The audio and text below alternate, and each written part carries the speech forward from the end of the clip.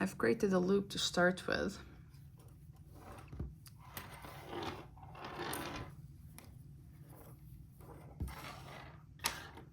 Fortunately, we'll probably be able to hear the other end of the needle scraping on the table. Okay, I'm gonna start by making a loop here. And this is, I would say this is probably the only time I ever do this, where I start with a loop. It just makes it easier.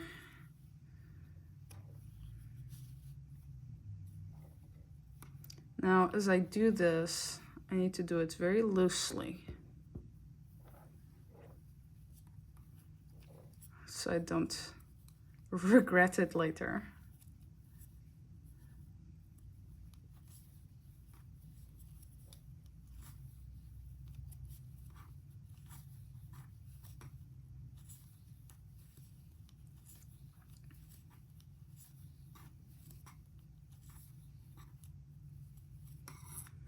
That's it. I no longer need this one.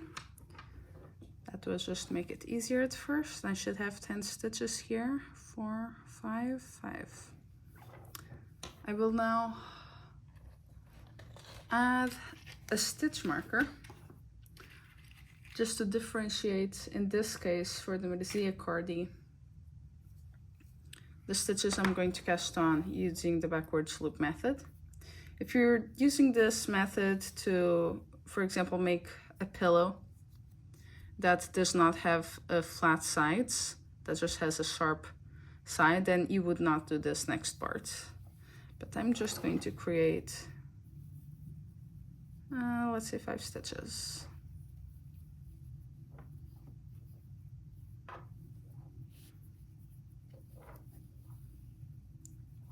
And 5. Okay. So this is the top for this needle. And now, for now, I'm just about done with this needle. I'm going to safely transfer those stitches to the center. And I'm going to move on to my next needle.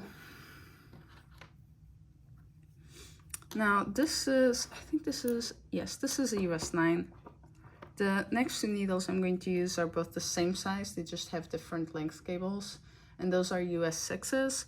I really suggest that you do this using interchangeable needles,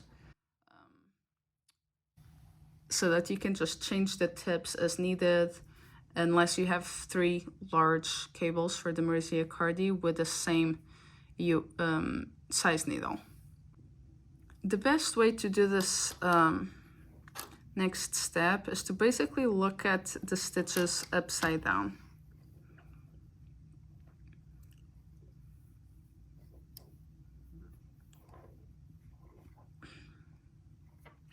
We're going to ignore these and just get started right here where this one is.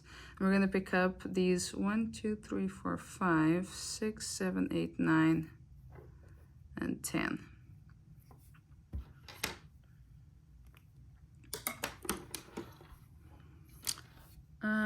If I already had this in the round, I would put a stitch marker marking the separation of this cast on method with the one that, you know, is the professional one. Now this is where I have a mess.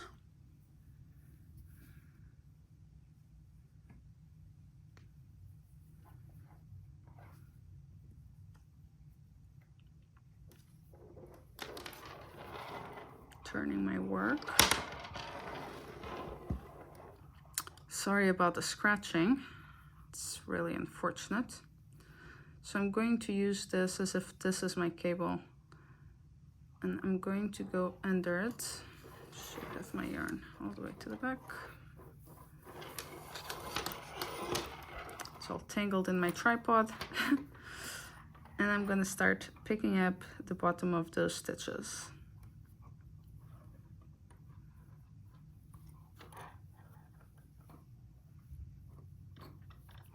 This yarn is slightly splitty, just because of the ply. So I'm trying to be kind of gentle about it. Massaging the stitch if necessary. to make it easier to pick up. The good thing is that you only need to do this once, and then you're done. Picking up.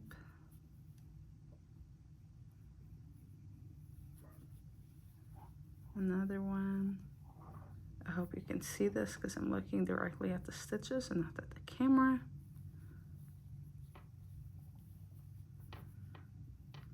Now I need to make sure that I have the exact number of stitches I cast on using this method, which was 10.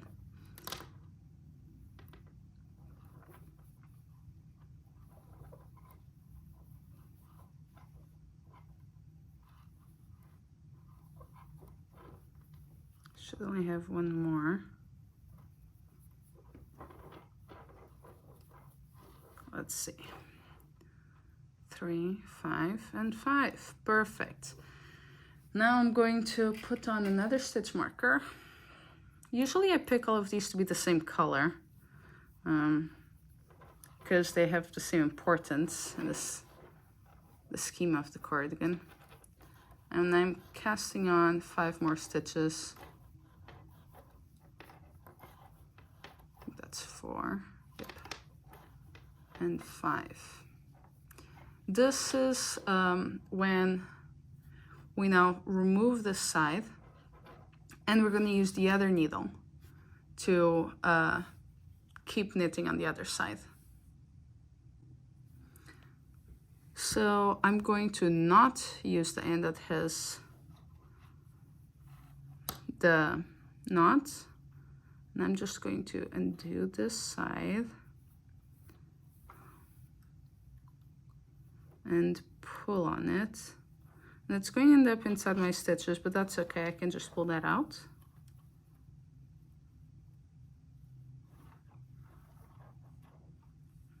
I just pull my yarn out. All right, we don't need that anymore.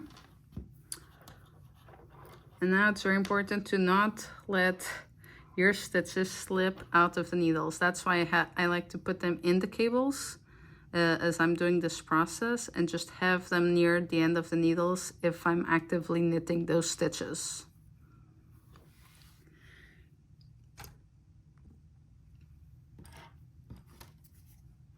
Okay, now basically I'm at my beginning of round. Since I have not marked these with the same color, I'm probably just gonna pick another type of stitch marker to mark the beginning of round. I'm gonna go with this one with a pendant. And I have to turn my work. Again, sorry about the noise.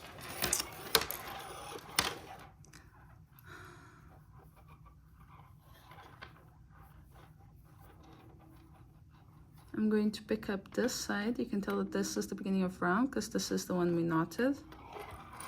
So I'm going to pull that needle.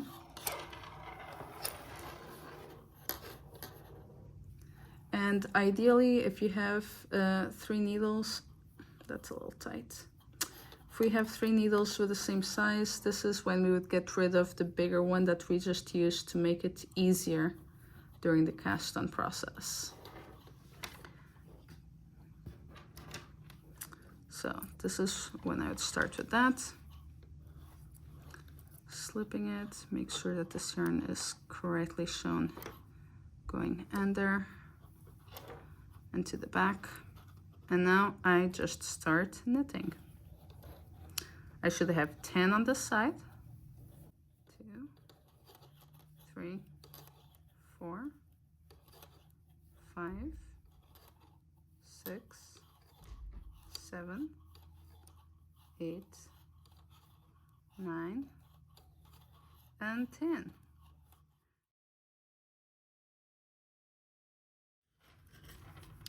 And this is what it's looking like. It's going to be a seamless transition from front to back with purl stitches on either side. Then you just snip through those purl stitches and you just have a front and the back. That's it. I hope that this was an okay explanation of how to make this cast on. I know it's weird, I know it's fiddly. Just be patient, you'll get there. And then the rest of it will just be so much easier.